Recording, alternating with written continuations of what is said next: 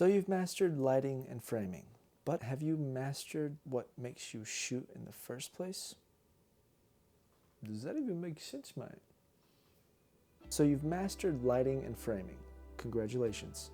But have you mastered why you shoot in the first place? If you're a filmmaker who loves Jesus and wants to use cinematography to glorify God through your lens and your work, then this video is for you. So after years of working in the film and TV industry, a little over 4 in fact, I've realized something. Filming and cinematography is meaningless without purpose. So that leads me to ask this question. What is your purpose? In this video, I want to share 5 cinematography tips that will not only help you, but have also helped me elevate my craft and brought lasting impact into my work. Number 1, cinematography is all about stewardship. Your gear, skill, and creative gift are not just for your ego, but they're ultimately for God's glory. Now, whenever I first started, I didn't really understand this. I had to read the book Ego is Your Enemy by Ryan Holiday. Comment down below if you know about that book. It's incredible. But yeah, after reading that book and also after kind of going through my own personal trials, finally understood that as long as I tried to satisfy myself through my work, whether it be,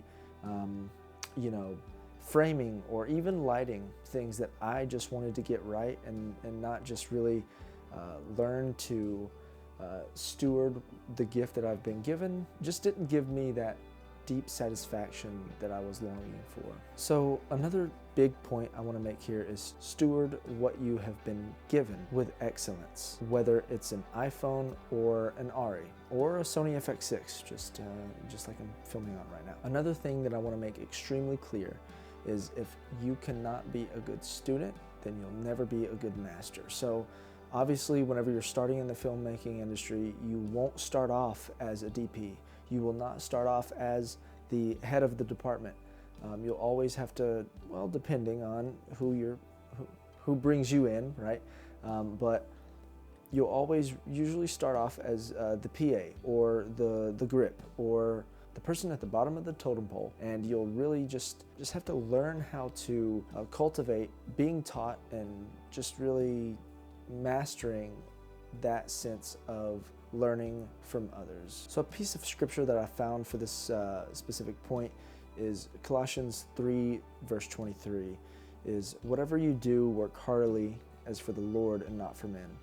So, obviously, whenever you're working, don't do it for your boss, don't even do it for yourself, but do it for the Creator and the one who has allowed you and has gifted you that position in the first place. A practical takeaway that I could give you guys in this tip is to learn your tools, take time to study it, learn your camera, learn everything about your camera, okay? Because you kind of look goofy if you jump on set and you don't really know what you're doing with your camera.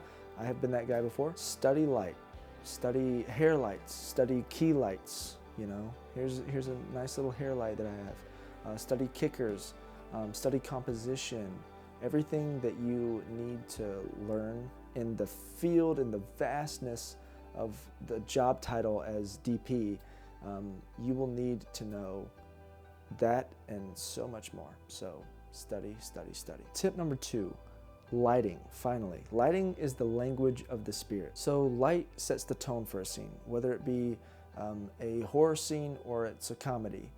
You'll need to know the difference between high key and low key lighting, far side and near side key. You'll need to know that and a lot more, but once you know the basics of lighting, then just, 3-point lighting is just a really good starting point to kind of get you going in the cinematography world. So once you know that, once you figure that out and you find your own groove and your own style, then you'll be on a good path. So a practical takeaway that I could give with this tip is to learn how to shape light that serves the story, not just what looks cool. So basically, soft diffuse light may speak to the intimacy, and harsh, hard lighting may be more intense into the effect that it's giving into your story. So whatever is right for you, you have to know how to make that and how to effectively achieve the result that you're wanting to give the viewer.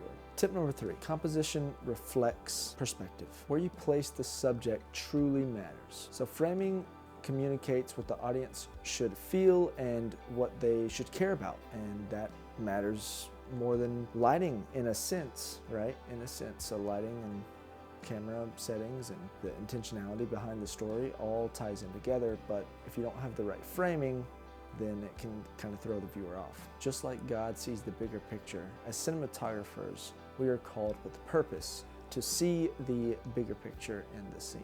So if we were to look at it from that perspective, then we can become much better cinematographers with a much more pure intention behind our work. So a practical takeaway from this would be just a question to ask yourself: what's the most honest way that you can capture this? God is in the details, and so should you. Composition is worship whenever it's intentional. Tip number 4, let your audio tell the story. So sound design is such a big tool for the entire story. I believe that sound design is 51% of the film, so sorry cinematographers, you're subpar with 49% in my book. But basically, if it's just like the old saying, you can watch, you can watch a bad looking film with great sound and make it all the way through, but if you're looking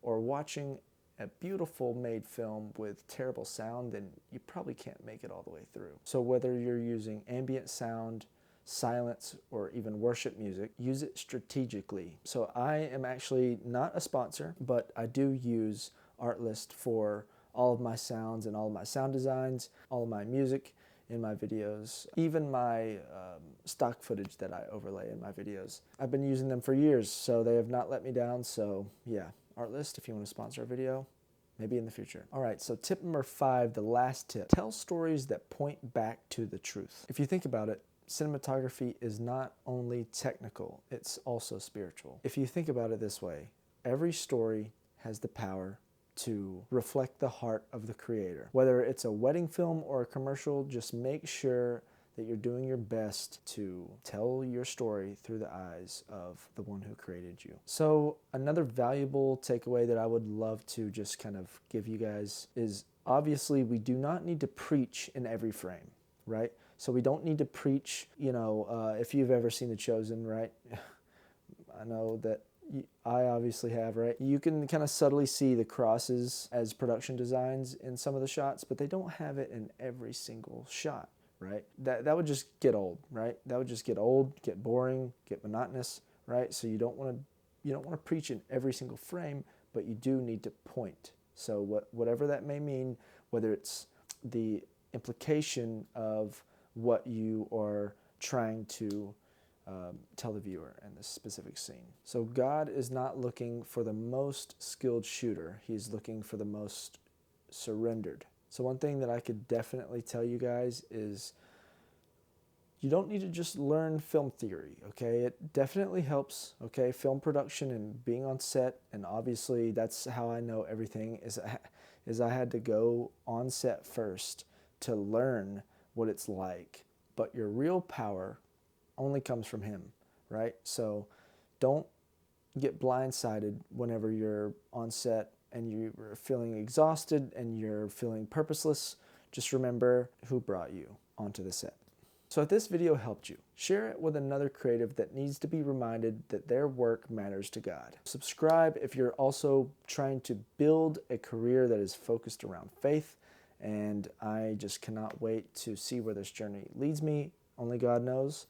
But I just really want to emphasize my love for Jesus. And, if you don't agree with me, then that is completely up to you, and that is your take, and I completely respect it. No judgment here. But also, I do just want to be honest with my intention and where I intend to take this channel in the future. I don't want to lead my subscribers astray. I don't want to get like 20,000 subscribers or 100,000 and be like, oh yeah, by the way, I'm a faith-based creator now. I kind of want to start from a good foundation and build a great community around that. So subscribe if that sounds like you. So yeah, I'll catch you guys on the next one.